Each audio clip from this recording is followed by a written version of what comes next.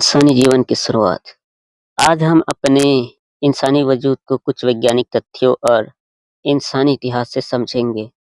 धरती पर जीवन और जीवों में आने वाले बदलाव से इंसानों का इस धरती पर आदि मानव के रूप में शुरुआत करने के रहस्य को डिस्कस करेंगे। शुरुआत करते हैं धरती पर जीवन की शुरुआत से। धरती में सबसे पहले जीवन पानी के अंदर से शुरू होता है, जो जीव एक ही कोशिका के थे, जिन्हें एक कोशीय जीव कहा गया।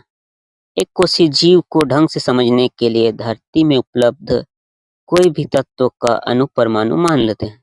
उदाहरण के लिए जल हाइड्रोजन के 2 अणु और ऑक्सीजन के 1 अणु के आपस में क्रिया करने से बनता है और एक नए तत्व का निर्माण करता है। बस फर्क इतना है, तत्व के अणु परमाणु मिलकर दूसरे तत्व का निर्माण करते हैं और यही प्रक्रिया जीवन और जीवित प्राणियों में भी परंपरागत रहन सहन के प्रक्रियाओं में फेरबदल करने या हो जाने के कारण जीवन और जीवों में नए तरह की शारीरिक मानसिक बदलाव आ जाते हैं, जिससे जीवन या जीवों को प्रभावित करके एक नई पीढ़ी की नींव रख दी जाती है।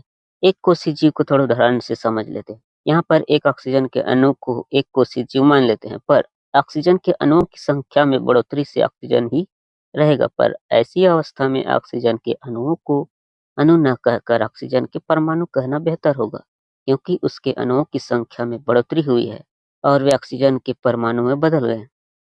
जब एक कोशीय जीव पानी के अंदर बने थे, तब उन जीवों ने जो भी समय बीतने के साथ क्रिया प्रक्रियाओं में बदलाव किए या फेरबदल किए, इस कारण एक कोशीय जीवों की कोशिकाओं की संख्या में बढ़ोतरी होने लगी, जिसके कारण शारीरिक और मानसिक रंग रूप में बदलाव हुआ, जिससे जीव जगत की नई पीढ़ी ने इस धरती पर कदम रखना शुरू किया।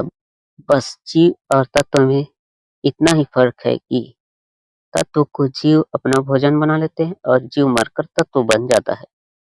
तत्व के अणु आपस में क्रिया करके एक नया तत्व बना लेता है। बनने वाले नए तत्व की कार्य क्षमता में भिन्नता आ जाती है। जीवों में होने वाली आपसी प्रक्रियाओं को जैव रासायनिक प्रक्रिया कहते हैं। जैविक और रासायनिक बदलाव की प्रक्रिया को आसान भाषा में समझते हैं। रासायनिक प्रक्रिया के समय अणुओं में फेरबदल से कोई नया तत्व बन जाता है। ऐसा ही जीवों में हमेशा होता रहता है। उनके खाने पीने, रहन सहन इत्यादि में फेरबदल होता रहता है। जैव रासायनिक बदलाव इतना स्लो होता है कि जीवन और जीवों का ध्यान हमेशा देर से पड़ता है। ऐसे प्रक्रिया को हम म्यूटेशन या इवोल्यूशन कह सकते हैं। जो पहला एक कोशीय जीव बना, उसे भी तापमान और वातावरण ने प्रभावित किया। एक कोशीय जीव में म्यूटेशन हुआ, जिससे बहुकोशीय जीव बने। बहुकोशीय जीवों के कुछ प्रजातियों ने पानी के बाहर भी जीना सीख लिया। शायद सुरक्षा और सुविधा के चक्कर में ऐसा किया होगा।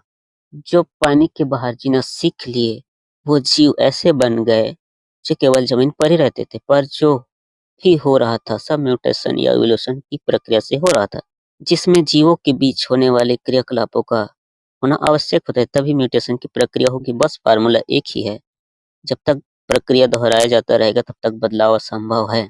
प्रक्रियाओं में फेरबदल से परिणाम में बदलाव होगा, तभी म्यूटेशन होगा।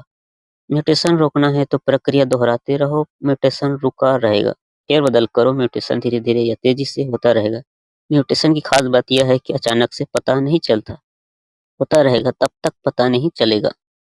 इसी म्यूटेशन या एवोल्यूशन ने लाखों साल बाद एक ऐसा जीव बनाया जिसकी शारीरिक बनावट ने उसके दिमाग को कंप्यूटर बना दिया, जिसे हम आज इंसान या होमो सेपियंस कहते हैं। हमारे पूर्वजों को आदि मानव कहा गया, तो कैसा था हमारी एवोल्यूशन की थ्योरी? कमेंट में जरूर बताएं। तब तक के लिए थैंक्स फॉर